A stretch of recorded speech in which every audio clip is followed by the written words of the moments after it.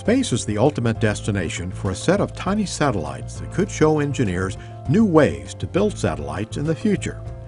But first, the payloads will prove their designs and structures during a projected June 15th launch in California's Mojave Desert. The satellites are 4-inch cubes and weigh less than 3 pounds apiece. In that small area, engineers have tucked everything a spacecraft would need to operate on its own and share what it finds out. The flight is also being watched closely as a model for trying out new or off-the-shelf technologies quickly before putting them in the pipeline for use on NASA's largest launchers. This is a high-altitude launch at about 20,000 feet. They may go a little bit higher than that. And it's a short duration flight, but it's a little harsher conditions than we may normally see for shock environments. So we're testing all of our systems and all the breakpoints, the things that you would expect to see happen.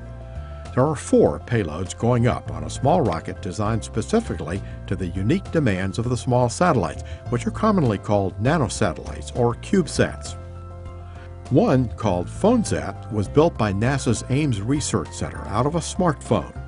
Although earlier models flew in orbit, the designers wanted to try out new things before making another orbital flight. Launching on a small rocket gives them a chance to make a change and evaluate it before putting the payload on a full-up mission. Students from California Polytechnic Institute in San Luis Obispo and Merritt Island High School in Florida teamed up to build the Cal Poly 9 and StangSat. The two measure vibrations and other conditions inside the rocket during launch and share the readings between each other on a Wi-Fi network. The first benefit that we're getting is an actual flight data collection experiment to see how much it shakes and how hot it gets. So we have an interest in understanding what the true environment is so that we can perhaps relax some of our criteria for our design on our spacecraft, and that might allow them to do more useful things. Part of it that's really cool is you see all the rockets launching. You just go outside your front door and you see the rockets, but this is hands-on. It's not so foreign because honestly before this I was thinking like rocket scientists, they're so geeky and like they don't know how to talk to you, but they do. And so it's really cool to have that hands-on experience. The upcoming launch will also test a new CubeSat launcher and carrier that weighs 1/3 of the current model. That means future CubeSat engineers could have more weight for their own designs.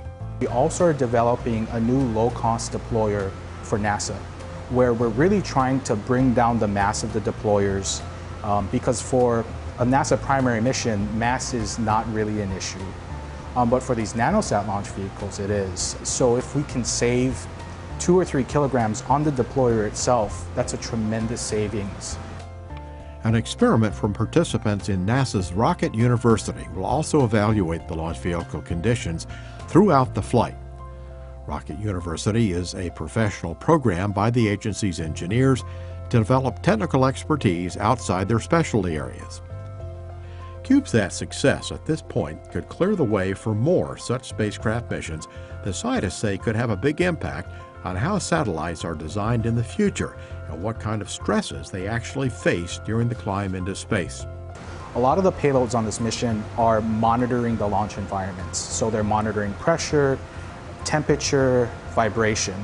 And all of that data is extremely valuable to us as the integrators and also to the launch vehicle guys, because that'll give us an idea of what the environments are and how can we isolate those environments for future payloads once we go orbital.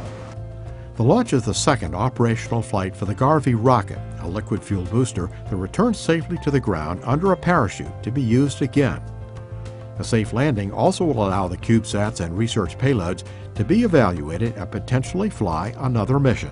The whole goal of this is to mature these technologies in all the different sectors to hopefully one day be able to go orbital with these vehicles and then launch these CubeSats as primary payloads.